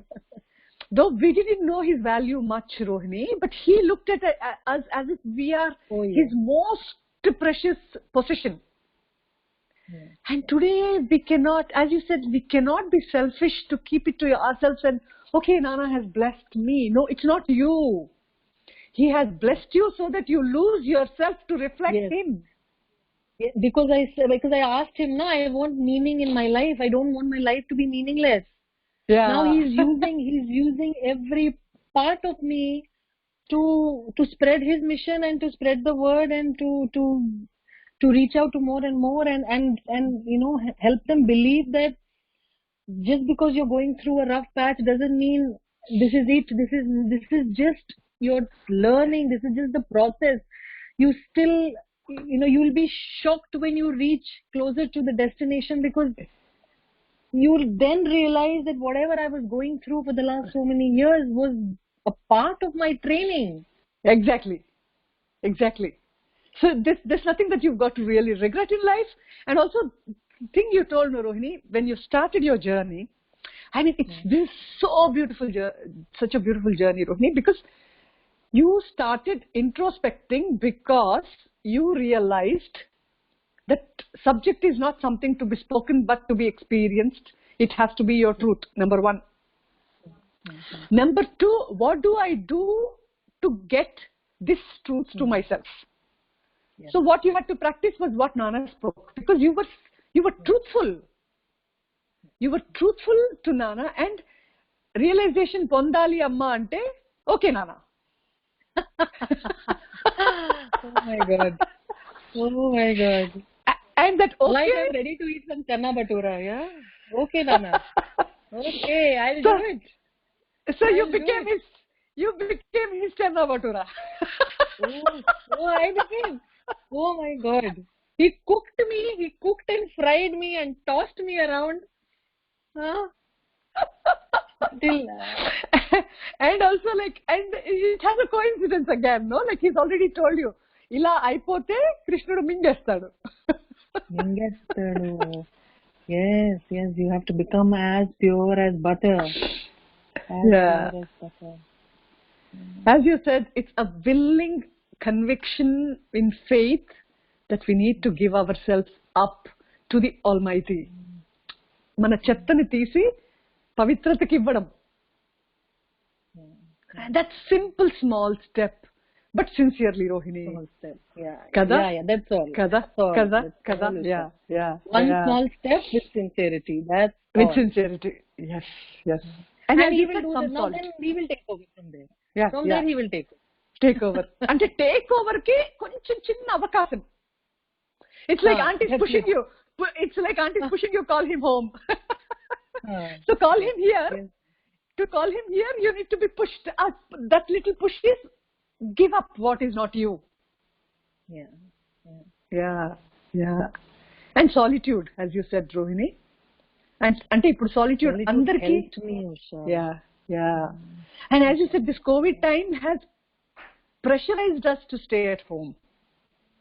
Yeah. It has stopped the whole world actually. Yes. So it's the best time where evaru raru manam ekkadiki velakkarledu.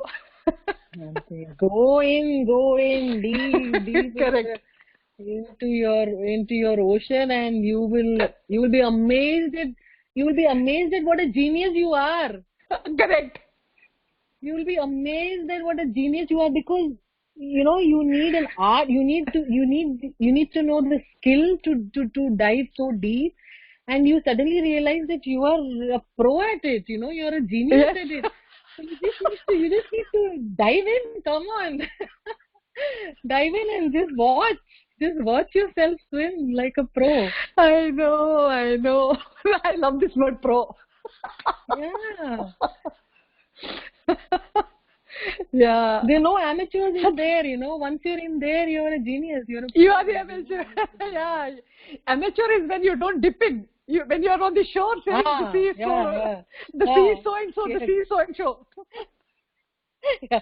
The water is deep, the ocean is deep. As long as you're saying that, you're an amateur. You are amateur. Correct. You are a pro. Yeah, you're a pro. Yes. So the choice is ours. Yes. Stay there and watch or dive in. Yes. Stay there and watch others dive in.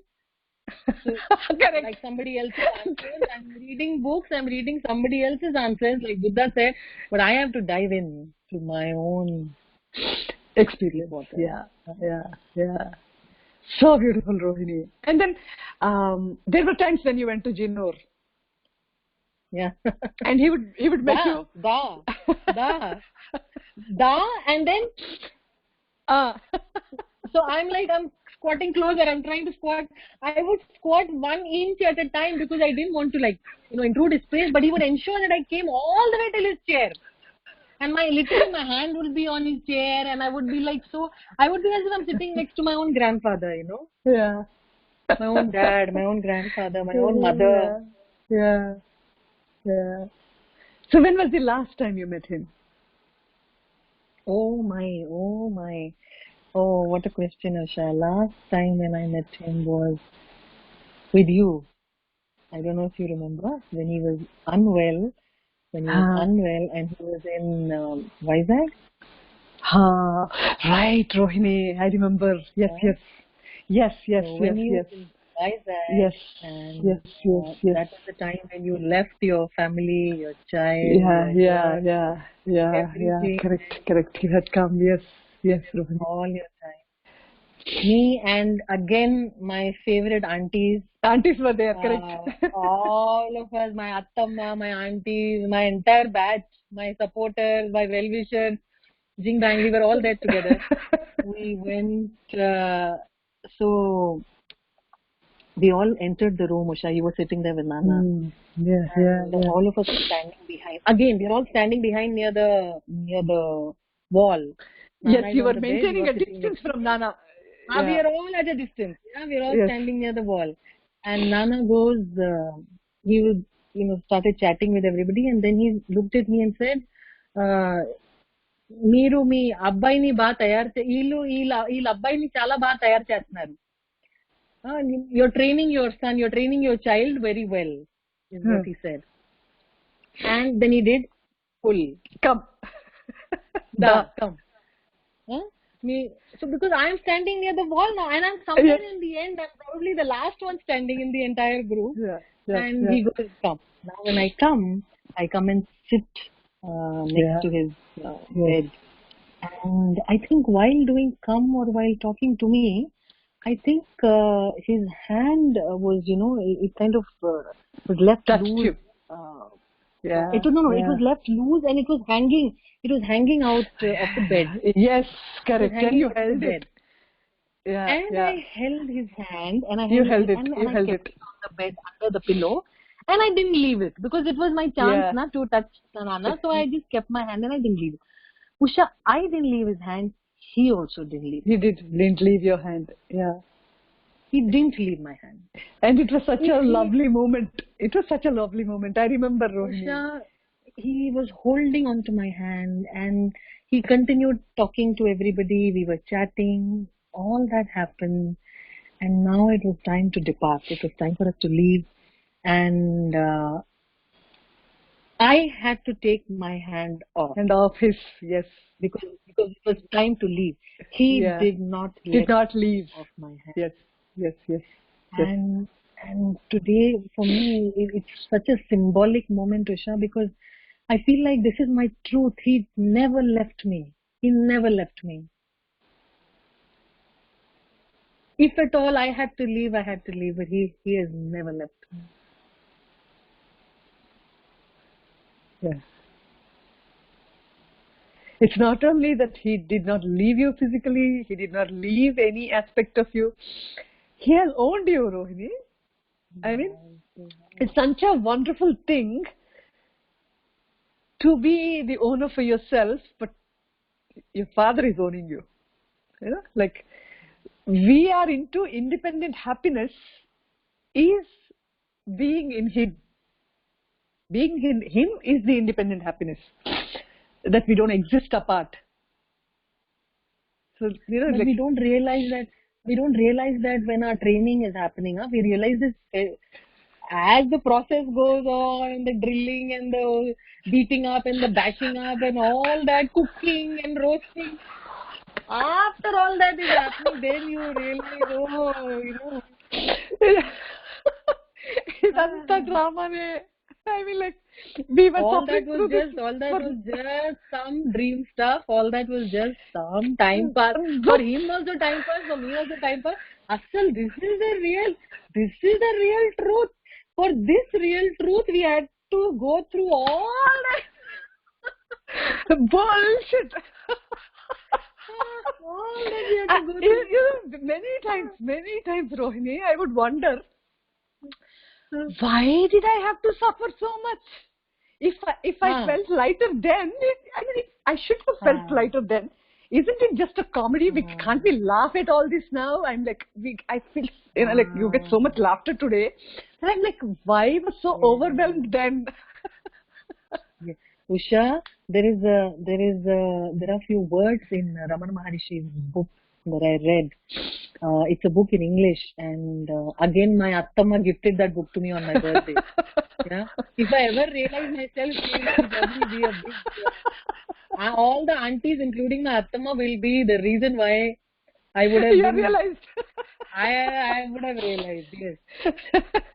That book that she gifted on my birthday, I read, and the words say, a day will come. A day will come when you will laugh at your own effort. Yes, absolutely. A day will come when you will laugh at your own efforts. That which will be on the day that you laugh is right here and right now. Now, correct. Absolutely. Absolutely, Rohini. Absolutely. That which will be on the day that you laugh is Right there here and now. Right now. Correct, correct.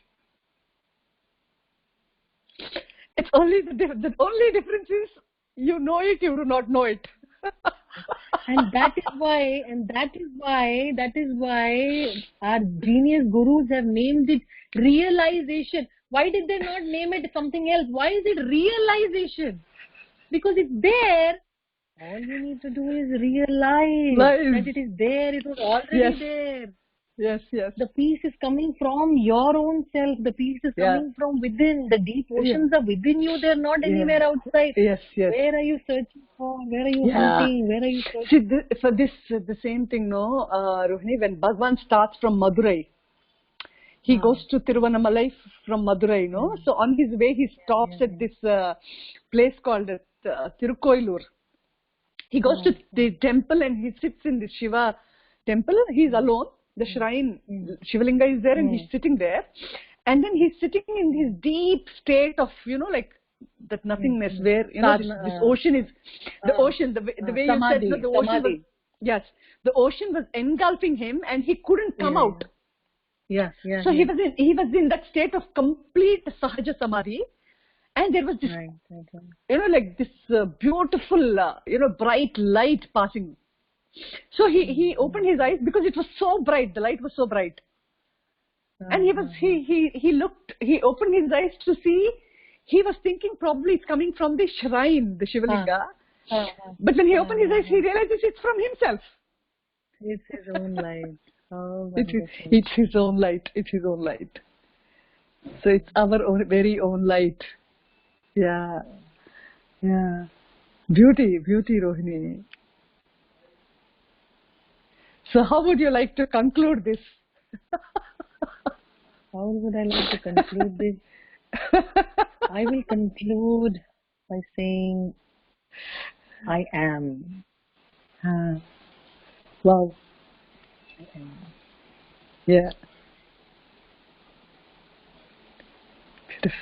And this I is not the Rohini I. This I is not the false I. This is the real I. This is the soul. This is the soul. The soul I. The soul me. That I am. Beauty. The true meaning of beauty. Rohini, once we, because we've concluded this, it would be good if, because we still have 10 minutes to go, we will close this English session and few words for the Telugu devotees. In short, the message, because because they've been waiting, like even all those who do not know English, maybe more than 50 or 60 of them, they're just watching you for the mere delight of it. So it will make their day if a few words are spoken in Telugu. Maybe we can still continue the video.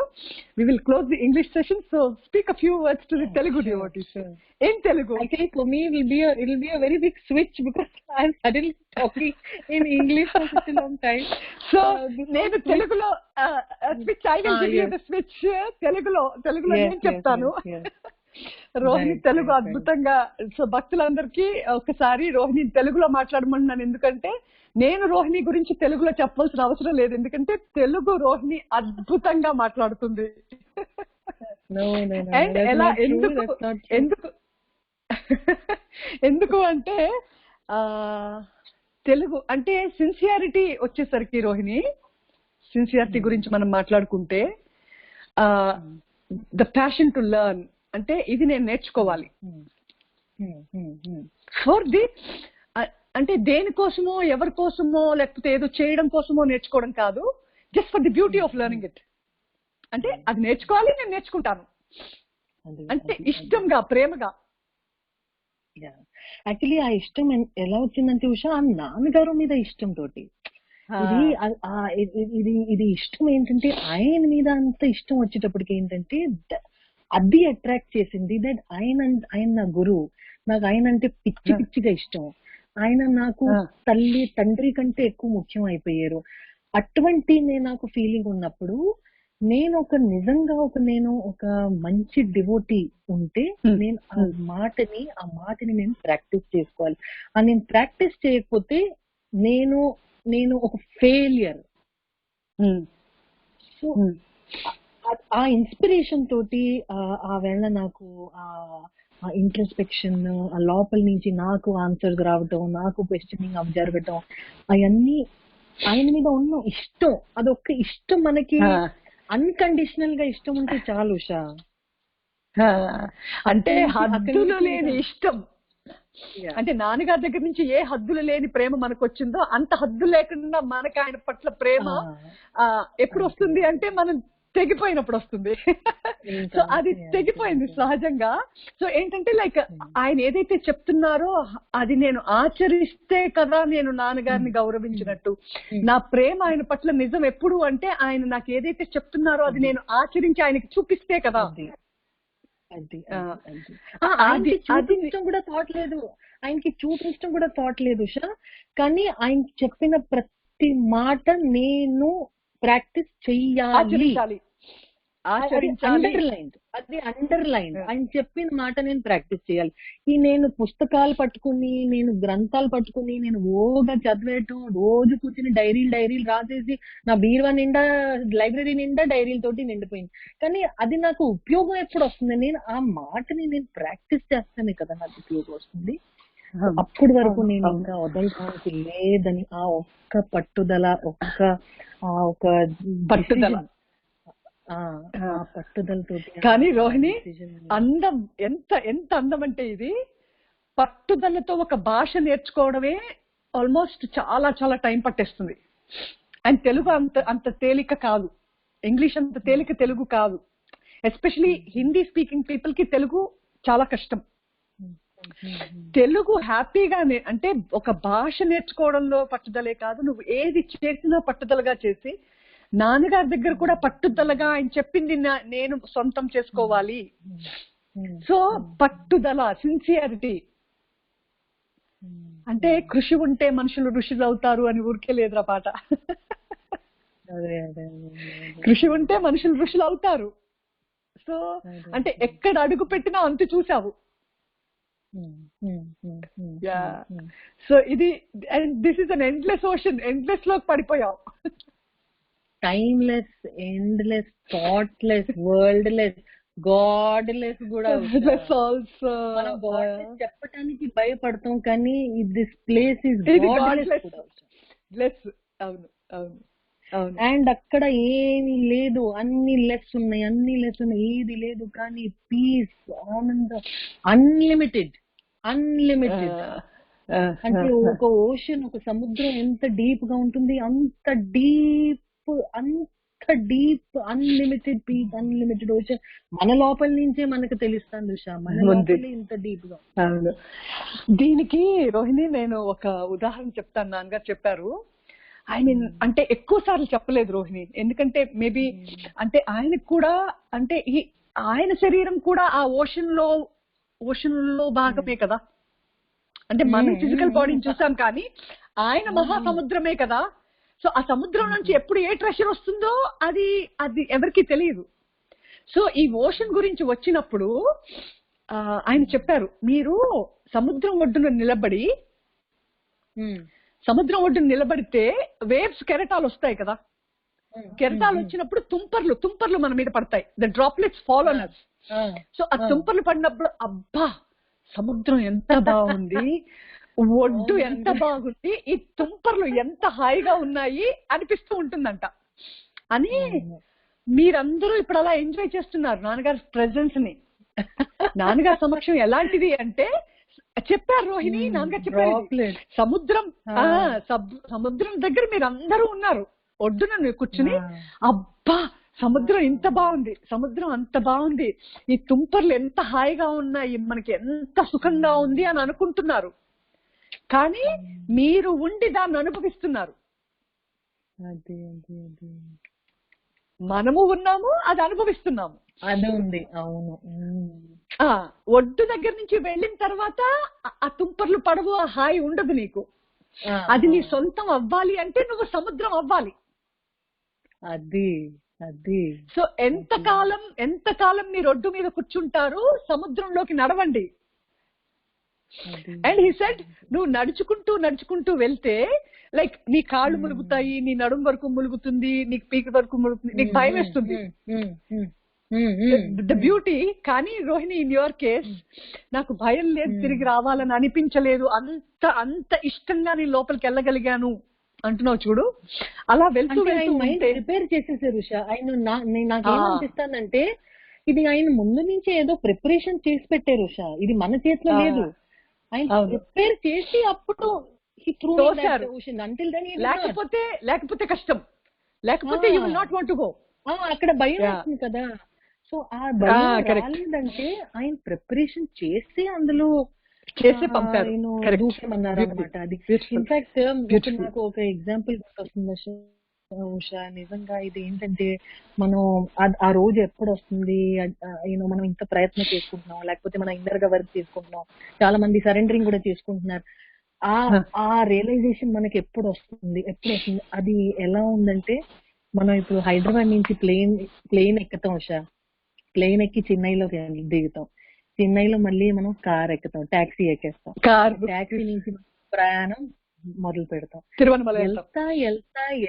వెళ్తా ఆ ప్రయాణంలో ఒక time వస్తుంది, ఆ అరుణాచల కొండ మన కళ్ళు ఎదురుగుందా మనకు తెలియపడుతుంది, మనకు కనిపిస్తుంది. అది అక్కడే ఉంది కొండ, అక్కడే ఉంది. అని ఆ ప్రయాణంలో నడుస్తా ఉంటే ఒక రోజు వస్తుంది, ఒక స్టేజ్ వస్తుంది వేర్ ఆ కొండ మనకి కనిపిస్తుంది. జర్నీ కూడా అంతే ఉషా. ఆ జర్నీలో మనం చేసుకుంటా ఒక్క రోజు వస్తుంది ఆ కొండ మనకి. కొండ ఎవ్రీథింగ్ బ్యూటిఫుల్. అదే అన్నారా Rohini, like the last sentence he said was నువ్వు నడుచుకుంటూ వెళ్తే ఏదో ఒక చోట నీ కాళ్ళకి భూమి అందదు. దిస్ అసలు అప్పుడే ఓ మై గాడ్ అని అనిపించి యూ లూజ్ యువర్ సెన్సెస్, నువ్వు కోల్పోతావు రోహిణి. ఏం చెప్పారు, నువ్వు నడుస్తూ ఉంటావు, ఆనందంగానే నడుస్తావు, నీ నడుం వరకు వస్తుంది, నీ చెస్ట్ వరకు వస్తుంది, నీకు భయం వేసి ఇంకొక అడుగు వేస్తావు, నీ భయం తెలిసే లోపల నువ్వు అగాధంలోకి వెళ్ళిపోతావు. ఆ అగాధంలోకి వెళ్ళాలి. అది నా ప్రకారం మనకి ఆ భయం తీసిన తర్వాత లోపల వేస్తారు ఉషా. ఆ భయం ఉన్నంత సేపు లోపల వేయరు అసలు. ఆ భయం తీసేసిన తర్వాత అప్పుడు అందులో అంటే maybe that's the beauty of నాన్నగారు. బ్యూటీ ఉషా. అసలు ఈ రోజు నేను ఈ మొత్తం flash back 21 years flash back వెళ్తా ఉంటే మన గురువు గారి పవర్ ఏంటి, ఆయన డివైన్. అండ్ ఇది ఉట్టి మన గురువు గారు ఇది కాదు ఉషా, దిస్ ఇస్ లైక్ మహాయజ్ఞం ఉషా. ఇది ఒక పెద్ద మిషన్ జరుగుతుంది, ఒక పెద్ద యజ్ఞం జరుగుతుంది. మనం అందరూ small part huge mission. And ఈ ఓషన్ లో ప్రతి ఒక్కళ్ళు ఆ ఓషన్ లో వెళ్ళి మొలగవలసిందే.